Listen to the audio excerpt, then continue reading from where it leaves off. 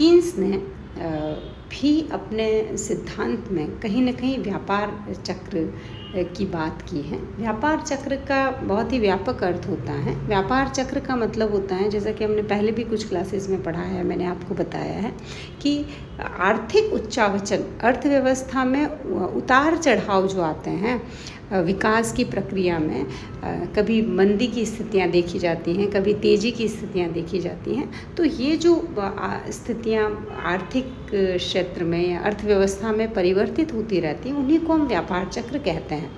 यद्यपि कीन्स ने व्यापार चक्र में किसी भी तरीके से जो उतार चढ़ाव हैं या जिसे हम व्यापार चक्र कहते हैं, उसका कोई सिद्धांत कीन्स ने प्रस्तुत नहीं किया है और स्पष्ट रूप से उन्होंने कोई ऐसा पर्टिकुलर सिद्धांत व्यापार चक्रों के बारे में नहीं दिया है। लेकिन कीन्स ने अपने जो रोजगार का सामान्य सिद्धांत कीन्स ने बताया है, उसमें ही अल्पकालीन उतार चढ़ावों का विश्लेषण होने के कारण उनका यही सिद्धांत व्यापार चक्र की व्याख्या करता है। प्रोफेसर कीन्स के अनुसार रोजगार के जो 3 निर्धारक तत्व हैं, उपभोग प्रवृत्ति, तरलता पसंदगी और पूंजी की सीमांत कुशलता यानी सीमांत क्षमता। उपभोग प्रवृत्ति अर्थात आय का कितना हिस्सा उपभोग पर खर्च किया जाता है, उससे संबंधित है। तरलता पसंदगी का मतलब है कि व्यक्ति कितनी मुद्रा की मांग करता है, लिक्विडिटी कितनी पसंद करता है।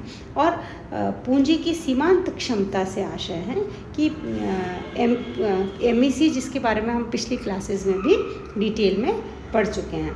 तो इन तीनों तत्वों पर कीन्स का मानना है कि रोजगार का इन सब बातों पर से निर्धारण होता है। शुरू के 2 जो बातें हैं, उपभोग की प्रवृत्ति और तरलता पसंदगी, ये दोनों चीज़ें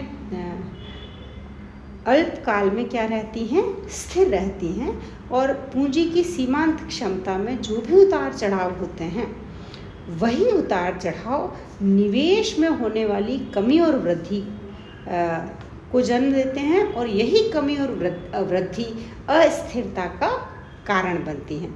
अर्थात कीन्स निवेश को सबसे महत्वपूर्ण मानते हैं व्यापार चक्रों का स्पष्टीकरण देने में या आर्थिक उतार चढ़ाव में को समझने में।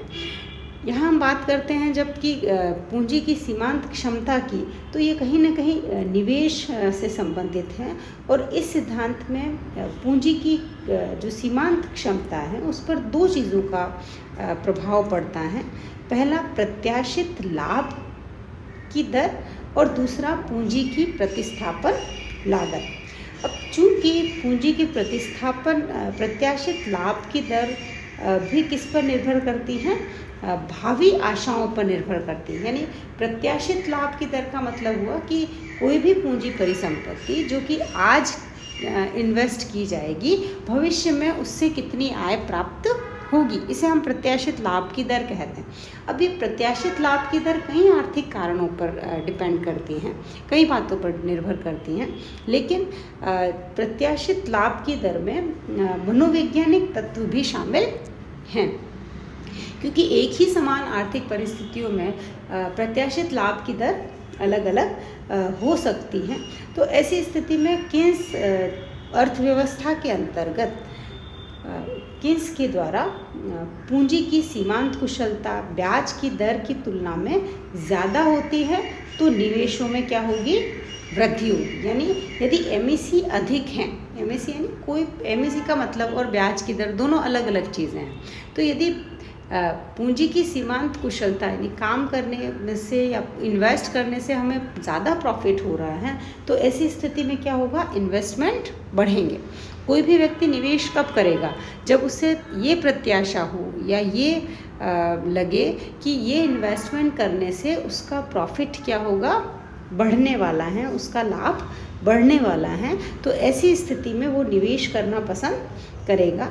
और जब निवेश ज़्यादा किया जाएगा, अधिक मात्रा में किया जाएगा, तो ऐसी स्थिति में इन्वेस्टमेंट ज़्यादा होगा तो ज़्यादा लोगों को क्या मिलेगा, इन्वेस्टमेंट ज़्यादा होने का मतलब है ज़्यादा लोगों को काम मिलेगा, अर्थात रोजगार बढ़ेगा।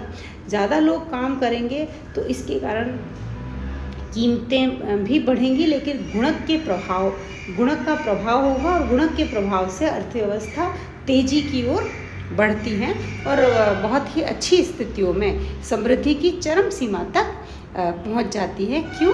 क्योंकि निवेश बढ़ा, निवेश से आय, रोजगार बढ़ा, रोजगार से आय बढ़ी, आय से कीमतें भी बढ़ने लगी, फिर उसने और आगे काम किया और कीमतों से पुनः उत्पादन, आय, रोजगार एक पूरी अर्थव्यवस्था को तेजी की ओर या समृद्धि की ओर लेके जाएंगे। जब अर्थव्यवस्था में तेजी और समृद्धि चरम सीमा तक पहुंच जाए तो ऐसी स्थिति में वापस पूंजीगत जो साधन हैं उनमें ज़्यादा से ज़्यादा निवेश की मांग होगी और उनकी पूर्ति कीमत और लागतों में भी क्या होगी? वृद्धि होगी। यानी अगर देखिए, अर्थव्यवस्था में जैसे ही तेजी आएगी वैसे ही निवेश की मांग क्या होगी? बढ़ेगी, और निवेश की मांग बढ़ने लगेगी तो उसकी पूर्ति कीमतों और लागतों में क्या होगी? वृद्धि होगी। और जैसे ही निवेश करने की लागत बढ़ने लगेगी और तो उसमें लाभ की संभावनाएं क्या होने लगेगी? कम होने लगेगी और पूंजी की सीमांत क्षमता क्या होगी? कम होने लगेगी। ऐसी स्थितियों में भले ही आय बढ़े, यदि उपभोग की प्रवृत्ति स्थिर हैं तो अति उत्पादन की समस्या अर्थव्यवस्था में उत्पन्न होगी और अति उत्पादन की समस्या होने से कीमतें क्या हो जाएंगी? कम होने लगेगी और कीमतें घटेगी तो लोग वापस निवेश करने की तरफ हतोत्साहित होंगे, निवेश करना पसंद नहीं करेंगे और जिससे अर्थव्यवस्था में रिसेशन होगा, सुस्ती आएगी, मंदी की तरफ अर्थव्यवस्था अग्रसर होने लगेगी। और इसी से शुरू होकर गुणक का प्रभाव से अर्थव्यवस्था एक तरीके से विपरीत दिशा में क्रियाशील होगी और आय, रोजगार और उत्पादन में तेजी से कमी आएगी। और इन्हीं स्थितियों को केन्स ने आर्थिक संकुचन या अर्थव्यवस्था में संकुचन और मंदी का दौर बताया है। एक बार जब अर्थव्यवस्था में मंदी आ जाएगी तो ऐसा नहीं कि मंदी पर से हमेशा बनी रहेगी, पुनः अर्थव्यवस्था क्या होगी? पुनरुत्थान के लिए पूंजी की सीमांत उत्पादकता में वृद्धि ज़रूरी हो जाएगी। अब ये किस तरीके से की जाएगी वो केन्स ने समझाया है, लेकिन पुनरुत्थान में जैसे ही पूंजी की सीमांत उत्पादकता में वृद्धि की आवश्यकता होगी, वह सरकारी निवेश और सरकारी व्यय के बढ़ने के साथ साथ वापस बढ़ेगी।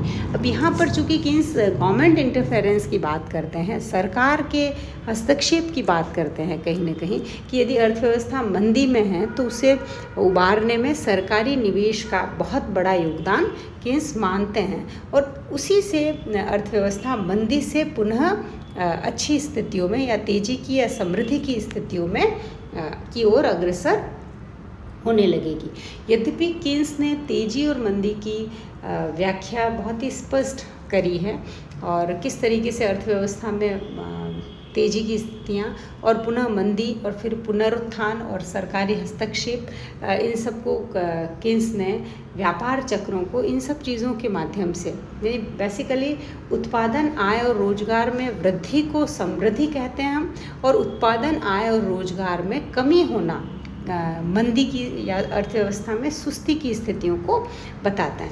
अब केन्स ने के इस सिद्धांत की किंतु आलोचनाएं भी की जाती हैं कई पक्षों को लेकर, क्योंकि केन्स का जो यह सिद्धांत है वह सामान्य सिद्धांत है, यह कोई व्यापार चक्र का अलग सिद्धांत नहीं है।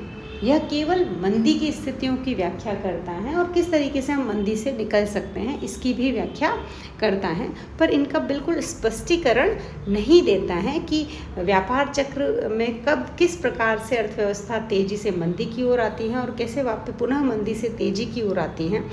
इनकी व्याख्या केन्स के द्वारा नहीं की गई है। पूंजी की सीमांत क्षमता में जो कमी और वृद्धि होती रहती है उनको केन्स ने बहुत महत्वपूर्ण माना है, उन पर बहुत ज़्यादा बल दिया है, लेकिन व्यापार चक्र में केवल निवेश का या पूंजी की सीमांत क्षमता के अलावा भी कई ऐसे तत्व होते हैं जिनके कारण अर्थव्यवस्था में व्यापार चक्र उत्पन्न होते हैं। केन्स ने स्वतंत्र व्यापार नीति का समर्थन नहीं किया है, उन्होंने सरकारी हस्तक्षेप को बहुत ही महत्वपूर्ण माना है। यहाँ तक कि मंदी से उभरने के लिए उन्होंने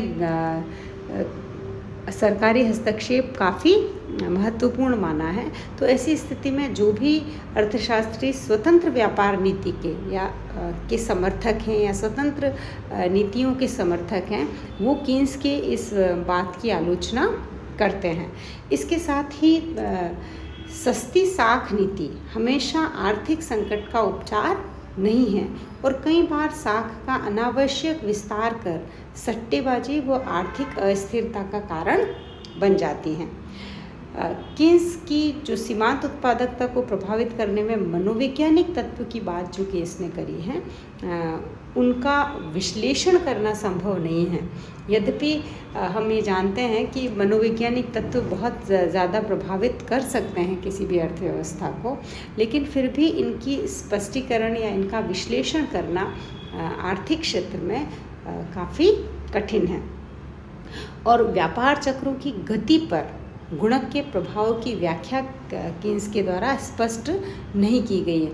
कीन्स यह तो मानते हैं कि गुणक काम करता है, और गुणक किस तरीके से काम करता है कि निवेश हम बढ़ाएंगे तो आय कई गुना बढ़ती है। बहुत ही सिंपल कंसेप्ट पे ये चलते हैं, लेकिन इसके इम्पैक्ट क्या हैं, इनके प्रभाव क्या हैं, कितना इफ़ेक्टिव होगा ये, उसका स्पष्टीकरण कीन्स अपने इस विश्लेषण में नहीं बता पाए।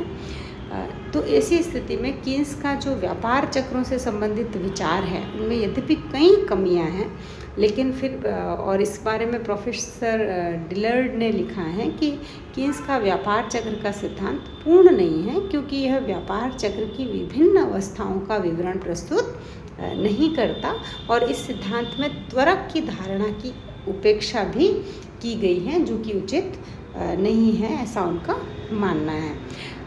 Thank you.